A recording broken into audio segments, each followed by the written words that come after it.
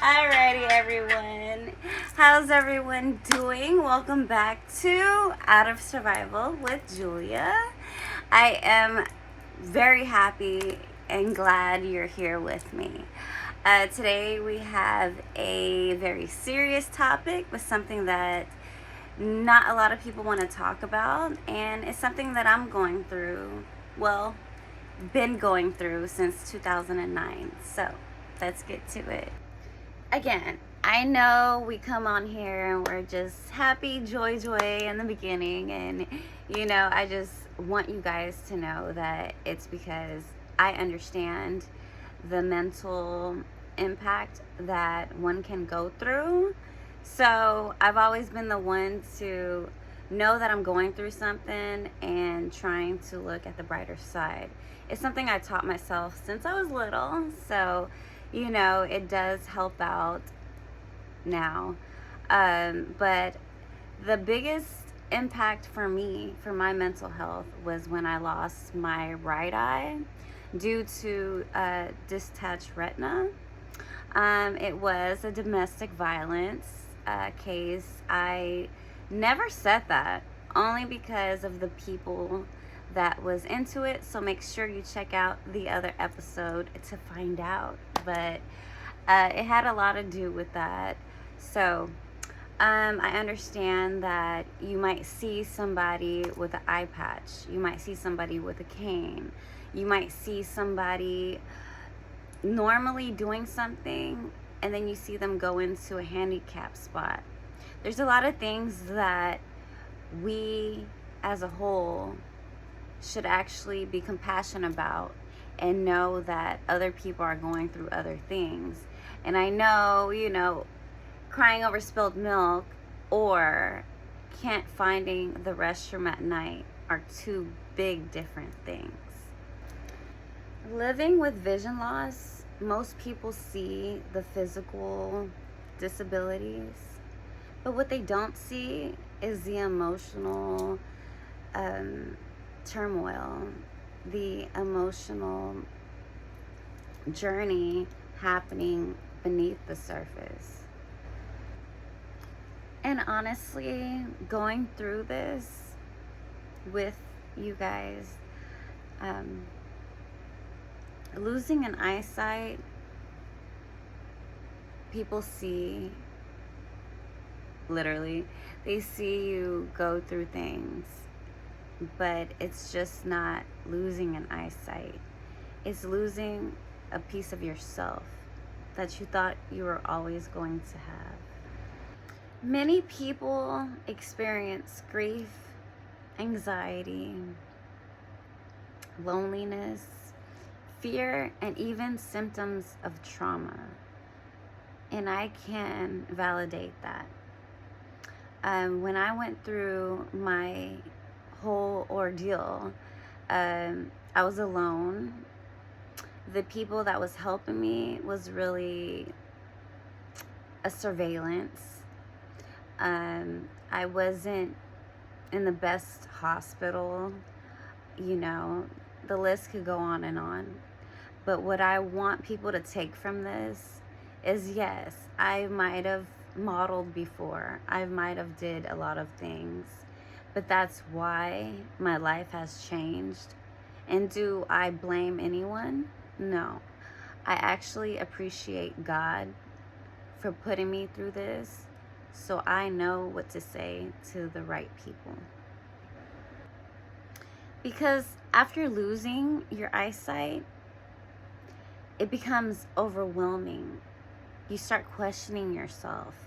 Can I do this? Am I going to hurt the next person if I don't see them? There's things that a lot of people don't put into consideration when one is going through something that's mentally impacting them, but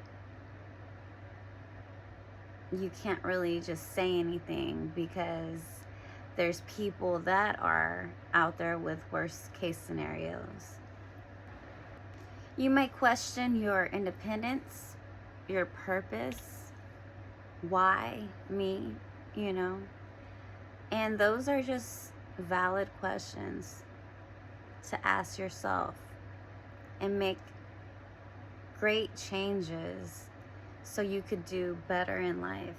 And maybe what I thought, or still do believe, is maybe God is sending you on a better path.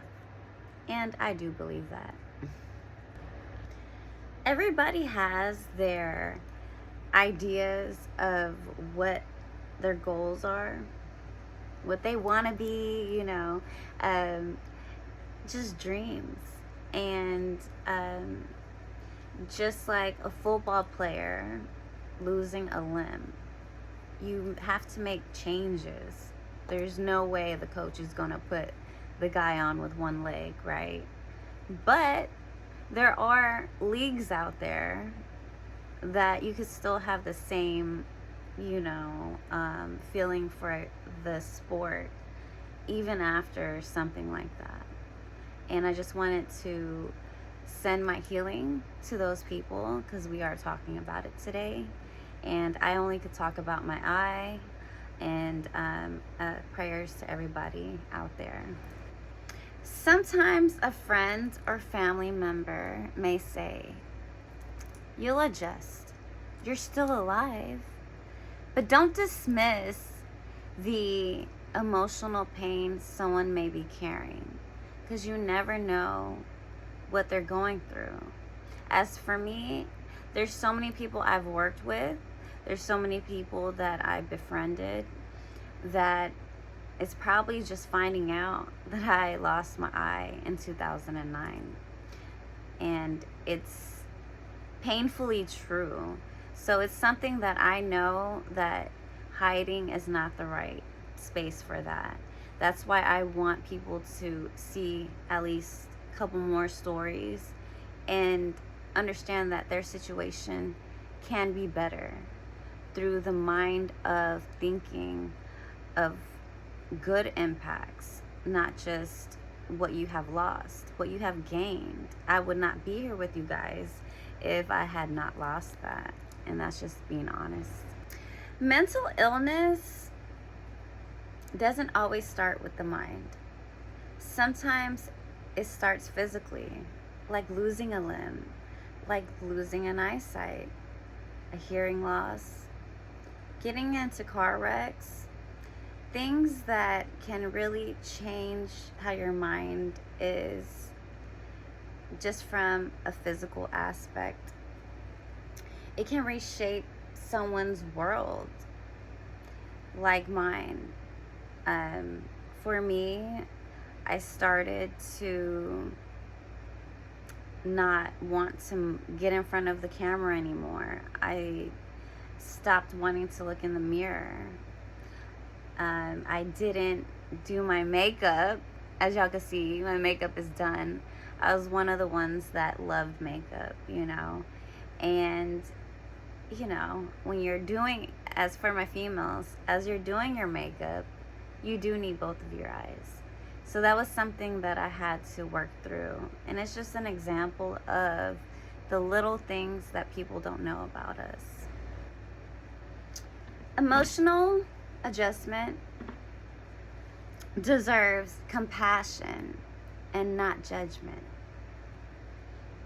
If you experience vision loss, I want you to know something. Your feelings are valid.